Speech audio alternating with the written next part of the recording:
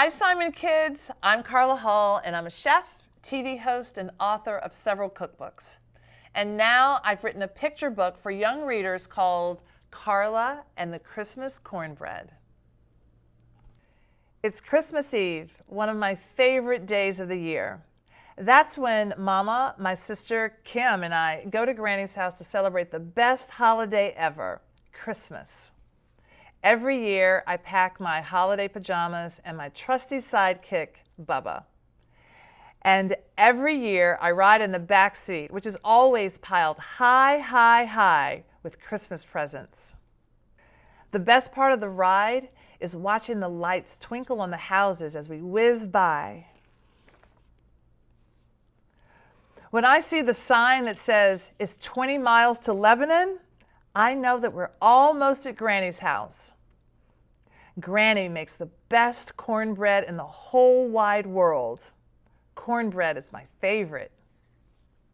Kim fiddles with the radio and finds a station playing the Jackson 5. Santa Claus is coming to town. We all sing along. Almost there. Granny is looking out of the kitchen window when we pull into the driveway. "Granny, is the cornbread ready yet?" I shout. "Well, Merry Christmas to you too, Carla and Bubba." "Merry Christmas, Granny," I say. "Is the cornbread ready yet?" "Well, now that you're here, I can start baking it," she says. Granny pulls the cast iron skillet out of the heated oven and pours cornbread batter into it. Hiss, pop. The batter crackles as it hits the hot pan.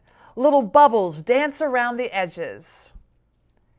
Granny uses her big oven mitt to put the skillet back in the oven. 20 more minutes until the cornbread is done. I can't wait. "Merry Christmas!" We hear our grandpa call from the front door. "Where are my girls?" Grandpa is a doctor, and everyone calls him Doc, even us. He scoops up Kim and me and hugs us a big old bear hug. When Doc settles into his chair, Bubba and I search for our favorite ornament on the Christmas tree. It's Santa with his big bag of toys. He looks just like me. "Doc, where do you think Santa is right now?" I ask. "Well, he's probably all the way across the ocean, bringing presents to children in France." Doc pulls a big book off the shelf. He shows me a picture of the Eiffel Tower in Paris. "When I was young, way before your mama was born, I went to France," he says. "I ate snails cooked in butter. I think about the snails that leave slimy trails on the lettuce leaves in Granny's garden every spring. Yuck!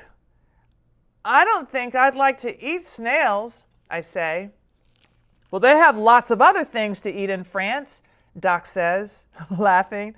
"You should try everything because you never know what you might like." Just then, Granny calls us to dinner. We settle around the table to eat thin fried pork chops smothered in gravy, green beans, and my favorite, Granny's cornbread.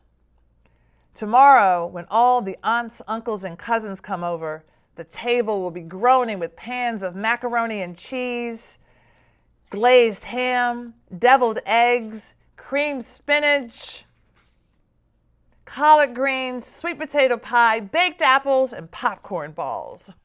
After dinner, Mama sends Kim and me upstairs to put on our jammies.